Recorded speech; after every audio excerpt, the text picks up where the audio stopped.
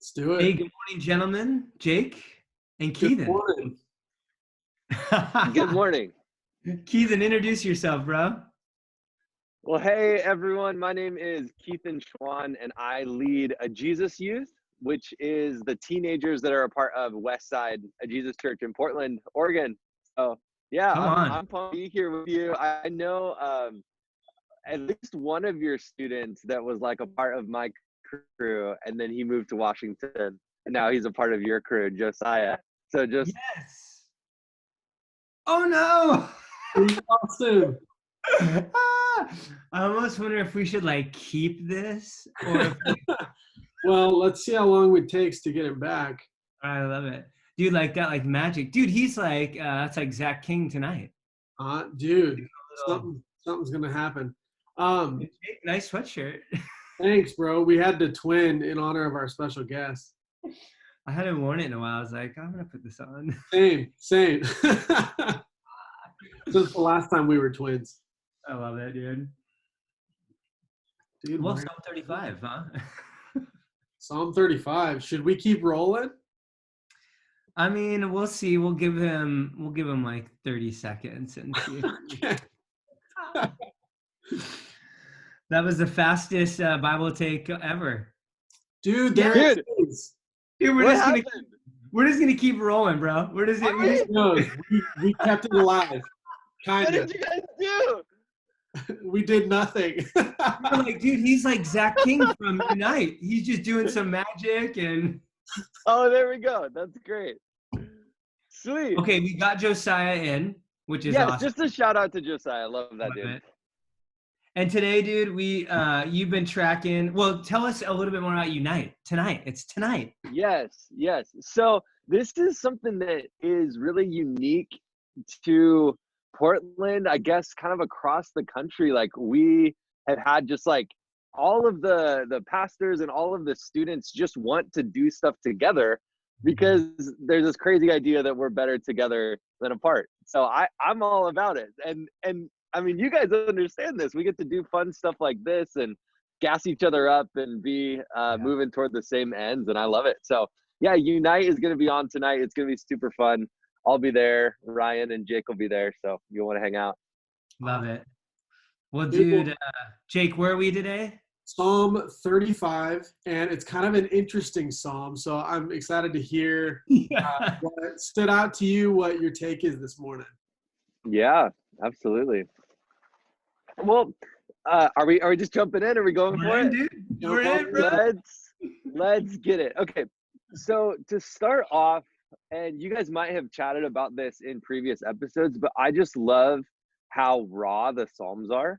Yeah. Like they are just like honest and stripped bare. And especially when it comes to like teaching about prayer, like with young people specifically, I just always get this sense that like they're trying to learn what's the magic formula or what are the pretty words that I say in reverence to God, like before I eat a meal or something like that. And what I love about this psalm is that it's just David being like, yeah, life is ridiculous right now. I have people that have like evil intent for me, not just like indifferent to me, but they like want to destroy me. I don't know what's next. I'm freaking out right now, basically. And there's just something about that like learning to pray and have a relationship with God with no filter, just realizing that he actually wants the real you. Mm-hmm. Like that's really powerful. Have you guys talked about that a little bit in this time? Totally. Yeah, that's totally come up where just like you say, it's the rawness. And I think in the Psalm so far, like we were starting to say, as you get into 20, when you read them straight through and you start to get 20, like, oh, there's some themes here that you're seeing pop up. But I love even what you're saying. Like we were talking about it just before we hit record was this idea. We were going to talk about it with spring break, at spring break with our students, but this idea around prayer, like I think we make it way harder than it is. And Yes. One of my just favorite preachers in New York, John Tyson, he would say, pray what you got, not what you don't, what you can't. Like I love it. I say, like, dude, if you can't pray and do the all night thing, like, don't do that. That'd suck. Like, don't try to pray all night because it would not be good. He's like, no, and so David here, even, I think, just kind of what you're saying, pray what you got. Pray what you got. I love that. Yeah. And so in this moment, at like on this day, there was a lot of like conflict. There was a lot of things going on in his heart that were like, God, I trust you, but like, look at how bad the world is, and look at how surrounded I am. Have you guys talked much about intercessory prayer and just like what that concept is? You know, it was one of the things we were going to chat about on our Love stream. it. Oh, dude, we're just hitting it. I love it. So to start off, let's look at Psalm 35, verse 1. It says, contend, Yahweh, with those who contend with me. Fight against those who fight against me. Take up shield and armor, arise and come to my aid. Brandish spear and javelin against those who pursue me.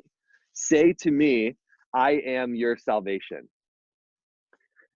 So my favorite definition of intercessory prayer comes from this theologian named Walter Wink. And I might butcher the exact quote, but it's like intercessory prayer is standing in defiance of what is in the name of what God has promised. And that's just like such an active role in prayer. For me, I came to a point in my life where prayer was just kind of dry and boring because I was functioning under the concept that God was just going to do what he was going to do anyway. So why would I pray? It seemed like prayer was just passive, like God just show me what you're going to do and what your will is. And that was kind of it. And there is some element of that like release and submission to God. But what I see in the Psalms is intercession, where David sees something that's in the way, or that even he perceives is in the way of something that God has promised. So if God has promised David a place on the throne, for his name to be lifted high, for the idols to be taken down, for all this really amazing stuff to happen, but David sees an obstacle in the way. There's all these people that want to end his dynasty, that want to like do all this evil stuff. So then David doesn't just go like, God, just show me your heart. He goes, God, I perceive that we have this relationship where I know your heart enough to ask you for things and to go to bat with you against the things that you're against. So I don't know, that to me just kind of invited me into a whole new realm where instead of seeing my life passively, it's like an active prayer, is like this active back and forth conversation with God.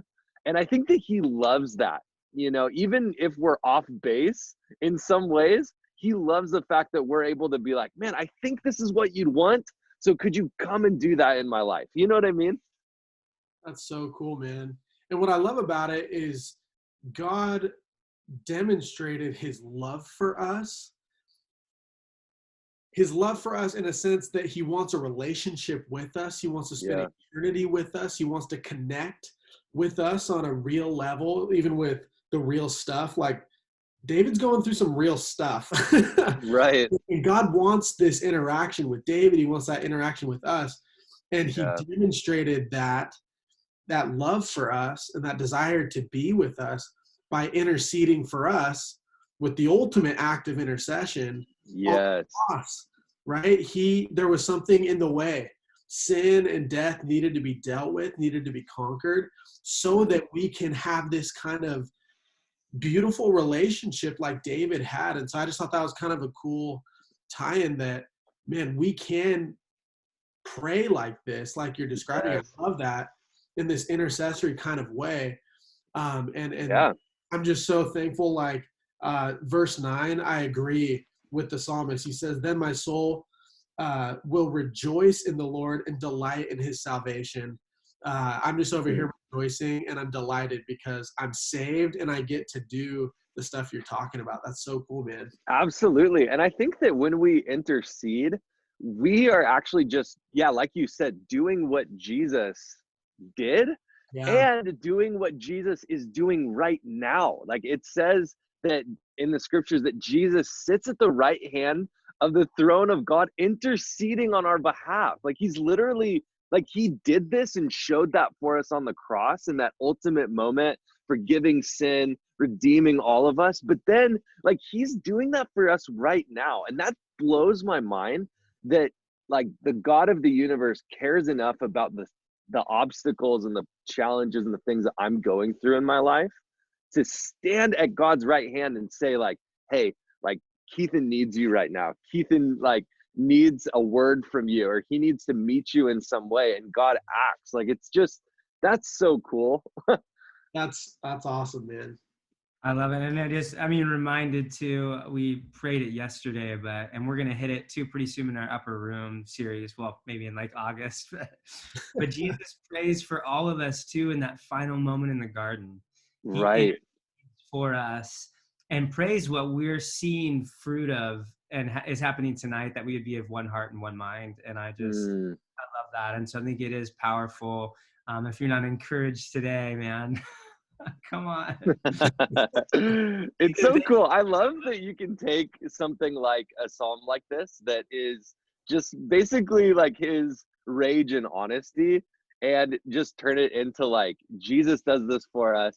He is so with us right now. And like there's like every psalm is just an invitation to deeper relationship. Yes. And like for you to bring who you are as you are to him, and he'll meet you right there. So it's just super fun. I love that you're taking your students through this. You're not only getting into the scriptures, but you're also using that as a template to teach your young people how to pray. And that's a powerful skill. Love it, man. Dude, Keithen, thank you so much for what you do. Pray blessing over you, AJC, Jesus Youth, and thanks for coming on, man. Yeah, thanks, man. It was awesome. All right, unite tonight, baby. See you at 7. All right.